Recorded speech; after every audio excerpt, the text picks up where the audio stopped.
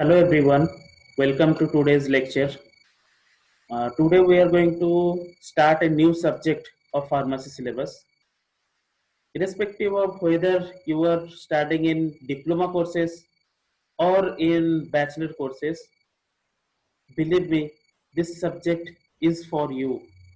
The subject knowledge is going to take over your career and your perspective over the pharmacy syllabus as well as pharmacy profession. तो जानते हैं ये subject क्या है। ये subject बिल्कुल न्यू सब्जेक्ट है आपके लिए। आपने इससे पहले जैसे आपने केमिस्ट्री पढ़ा होगा तो पहले भी केमिस्ट्री पढ़ा है। फार्मास्यूटिक्स अगर सेकेंड ईयर में पढ़ रहे हैं या थर्ड ईयर में पढ़ रहे हैं तो उसके स्टार्टिंग इंट्रोडक्शन आपको पहले से हो जाता है। लेकिन ये जो सब्जेक्ट के बारे में आज हम डिस्कस करने जा रहे हैं, ये सब्जेक्ट आपने कभी पढ़ा नहीं, शायद कोई कोई इसका नाम सुना हुआ है। ये सब्जेक्ट बहुत ही ज्यादा इंटरेस्टिंग होने वाला है। क्यों? क्योंकि हमारे करियर और उसके साथ साथ हमारे अप्स एंड डाउन्स ये सब्जेक्ट के साथ जुड़ा हुआ है। ये सब्जेक्ट छोड़ के हम फार्मेसी कोर्स बिलीव नहीं कर सकते। फार्मेसी कोर्स के स्टार्टिंग से लास्ट तक कंप्लीटली ये सब्जेक्ट से जुड़ा हुआ है। तो दोस्तों ये सब्जेक्ट है फार्मास्यूटिकल जूरिस्प्रूडेंस। फार्मास्यूटिकल जूरिस्प्रूडेंस जिसमें फार्मा लॉज या laws related to pharmaceutical education as well as pharmaceutical profession, वो सारे चीजें सिखाया जाता है। तो इस सब्जेक्ट के बारे में आइए डिटेल्स में जानते हैं और इस डिटेल्स के थ्रू आपको पता चलेगा कि हिस्ट्री ऑफ फार्मेसी, फार्मेसी का हिस्ट्री क्या था, इंडिया में कैसे फार्मेसी आया है, फार्मेसी एडुकेशन का अभी क्या लेयर है, अभी इसके अंदर क्या क्या रेगुलेशन लगता है, इसके अलावा यहाँ पे क्या होता है और क्या नहीं होता है, अगर कोई भी आप गुनाह करते तो उसके लिए क्या पनिशमेंट है और आप उससे क्या कैसे निकल सकते हैं, अगर क्या करना चाहिए और क्या नहीं करना चाहिए। तो स्टूडेंट चलिए इस सब्जेक्ट को डिटेल्स में थोड़ा जानते हैं।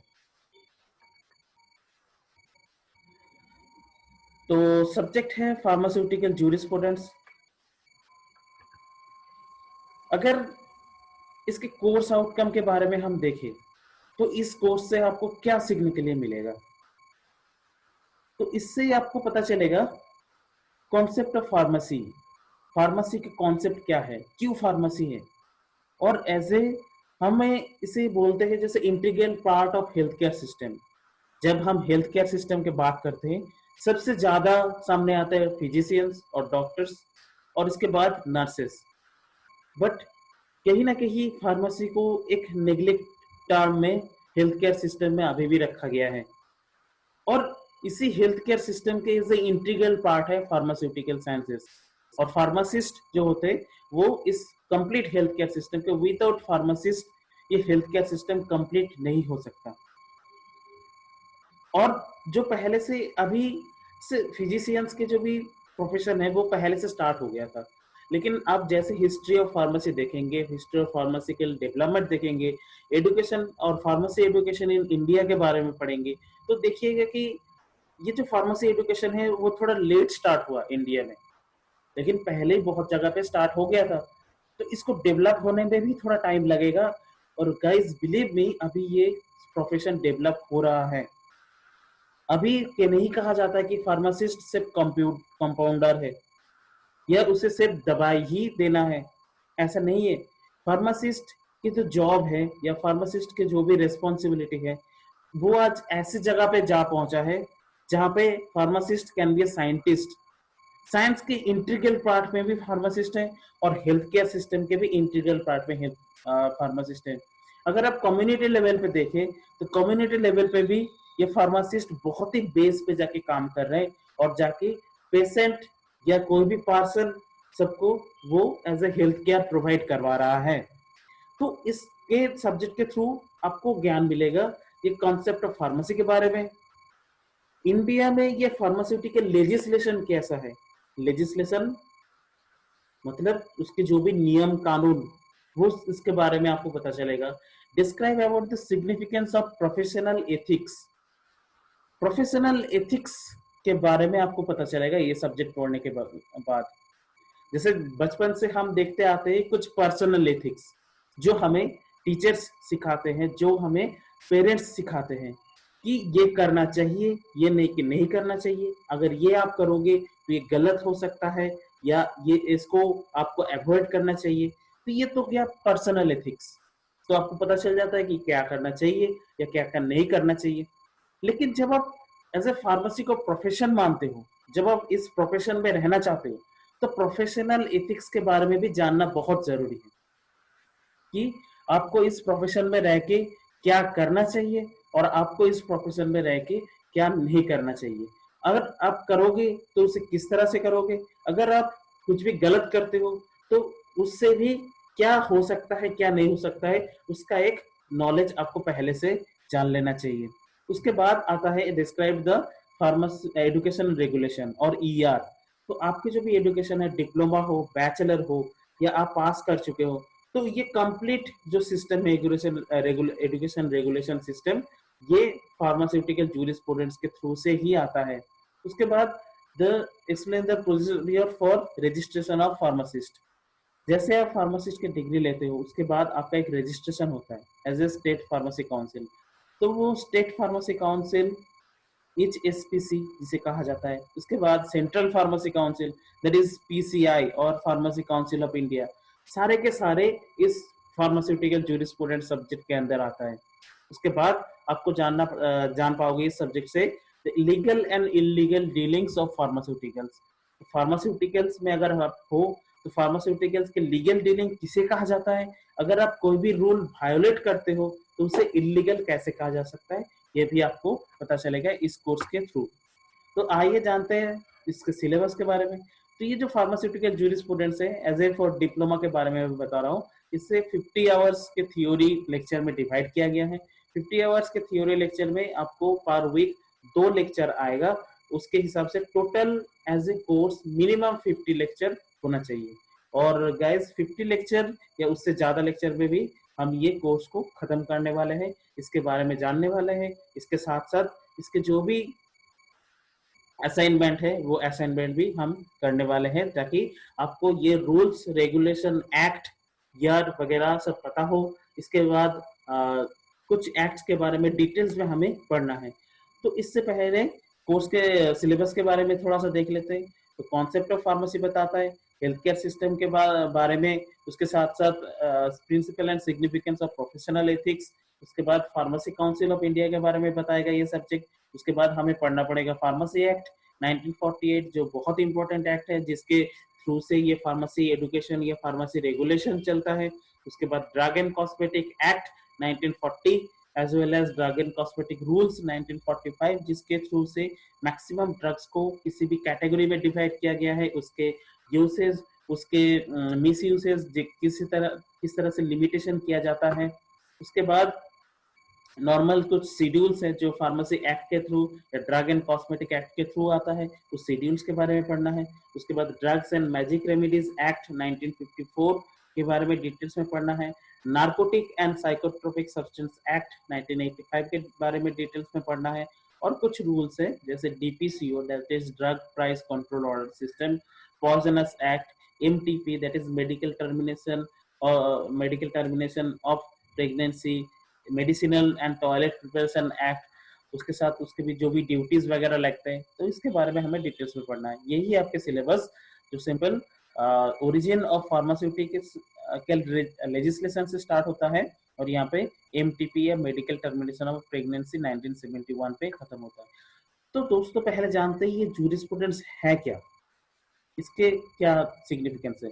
तो जूरिस्प्रूडेंस हम जितना देखना चाहते हैं कि वो फार्मास्यूटिकल के लिए, उससे भी ज्यादा इंपॉर्टेंट है लॉ के स्टूडेंट के लिए, क्योंकि this is the basic law. But when we are connected this law to the pharmaceutical industry, that is pharmaceutical jurisprudence. तो लिटरली फार्मासी जो जूरिस्प्रूडेंस वर्ड है वो लैटिन वर्ड से डिराइव हुआ है। लैटिन वर्ड में इसे दो पोर्शन में डिवाइड किया था, juris and prudentia. Juris means law and prudencia is the knowledge or philosophy. So where there is a knowledge of law or philosophy of law in the subject, that is jurisprudence. Okay, what is pharmaceutical jurisprudence? तो pharmaceutical jurisprudence is a sub division of forensic pharmacy. इसे बहुत capital word में forensic pharmacy भी कहा जाता है. It deals with the laws, rules, regulations, sections, schedules related to the pharmaceutical products and their preparation. तो इसके इसके अंदर ही आपको जैसे पता चल रहा है अभी ये सब्जेक्ट के बारे में, तो ये various laws, rules, regulation, schedules के बारे में या फार्मास्यूटिकल प्रोडक्ट्स के बारे में, ये सब के बारे में ये थोड़ा हमें नॉलेज देता है. It also deals with the litigation, regulatory system and criminal justice system.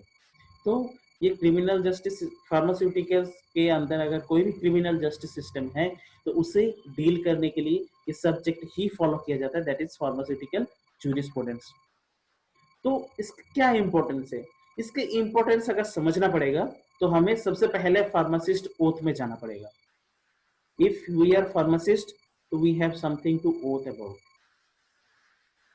जैसे मेडिकल प्रोफेशन में, मेडिकल प्रोफेशन बहुत स्ट्रिक्ट है, ओथ के बारे में बहुत पॉपुलर है मेडिकल ओथ, क्योंकि उसे वो स्ट्रिक्टली फॉलो करते हैं. अभी फार्मास्यूटिकल साइंस के में as a pharmacy professionals we need to follow and we need to strict to our oath. तो इसीलिए ये ओथ बहुत इंपॉर्टेंट है. और इसी ओथ के अंदर आपको अगर देखें तो आप कुछ वर्ड्स मैंने रेड कलर में दिया है. इस रेड कलर के जो वर्ड्स है वो आपको फार्मास्यूटिकल जूरिस्प्रूडेंस या फार्मास्यूटिकल लॉ की तरफ इंडिकेट करता है. जैसे फार्मासिस्ट ओथ में कहा जाता है, I swear by the code of ethics of Pharmacy Council of India in relation to the community and shall act as integral part of healthcare system. This is the first oath. तो यहाँ पे देखिए कुछ red word है, जैसे code of ethics. Code of ethics कौन सिखाएगा? Code of ethics सिखाता है फार्मास्यूटिकल जूरिस्प्रूडेंस. और फार्मेसी काउंसिल ऑफ इंडिया, ये फार्मेसी काउंसिल ऑफ इंडिया कहाँ से आया है? ये फार्मेसी काउंसिल ऑफ इंडिया जो एक सेंट्रल बॉडी है उसको भी कंट्रोल करता है the knowledge of pharmaceutical jurisprudence. Next oath देखते हैं, I shall uphold the laws and standard governing my profession. तो प्रोफेशन के साथ जुड़ा जो भी लॉज वगैरह है उसको हम मान के चलेंगे. तो ये लॉज और स्टैंडर्ड कहाँ से आता है? ये लॉज और स्टैंडर्ड के बारे में हमें बताता है pharmaceutical jurisprudence. I shall strive to perfect and enlarge my knowledge to contribute to the advancement of pharmacy and public health.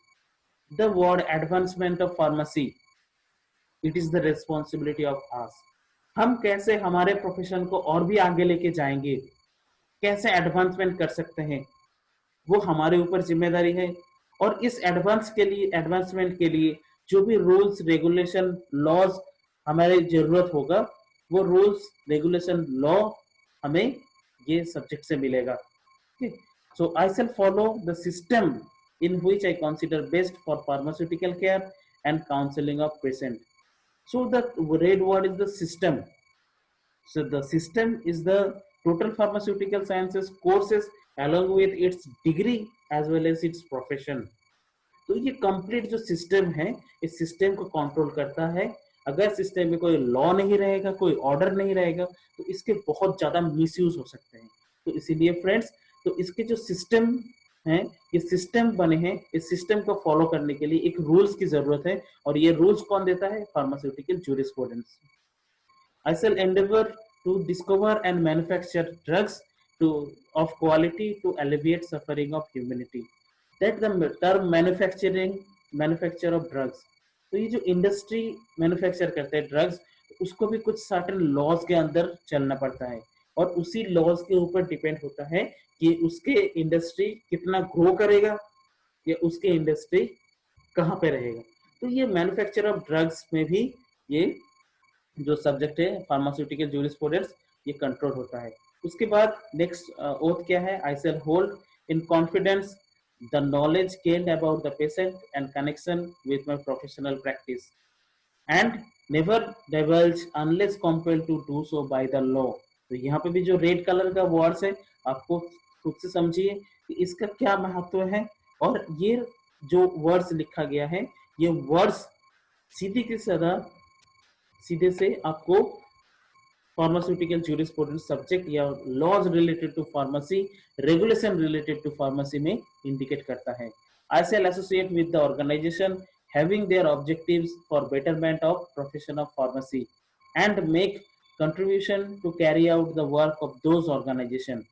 This profession of pharmacy is also related to the law. While I continue to keep this oath unviolated, may it be granted me to enjoy my life and the practice of pharmacy respected by all at the all times. Okay. So if we unviolate the law, being as pharmacy professional, we can enjoy the profession.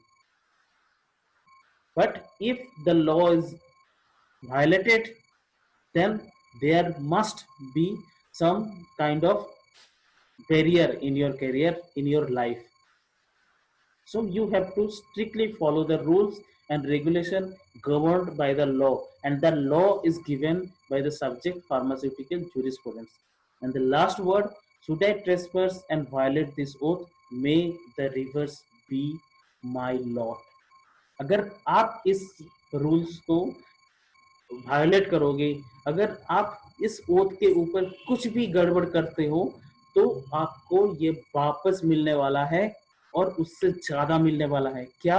अगर आप गुनाह करोगे तो आपको गुनाह के उसको आपको पे करना पड़ेगा। Crime never page. अगर आप क्रिमिनल के थ्रू नहीं काम करोगे, नॉर्मल काम कर सकते हो, तो वो आपको लाइफ में एंजॉयमेंट देगा। सीधी सी बात है, अगर फार्मेसी प्रोफेशन में रह के आप फार्मेसी प्रोफेशन के तरफ काम करना चाहते हो, तो आपको फार्मास्यूटिकल जूरिस्प्रूडेंस के हिसाब से आपको लॉज फॉलो करना पड़ेगा। ओके दोस्तों, आज के लेक्चर यहीं तक। तो अगले लेक्चर में हम जान पाएंगे कि इसके हिस्ट्री क्या था, ठीक है, और उसके हिसाब से आपको ये फार्मेसी प्रोफेशन आया कैसे इंडिया में आने के बाद ये कैसे कैसे करके हमारे फार्मेसी रेगुलेशन को एज ए स्ट्रॉन्ग बेस पे हमारे प्रोफेशन को और भी आगे लेके जा रहा है। Thank you for your time. Have a nice day.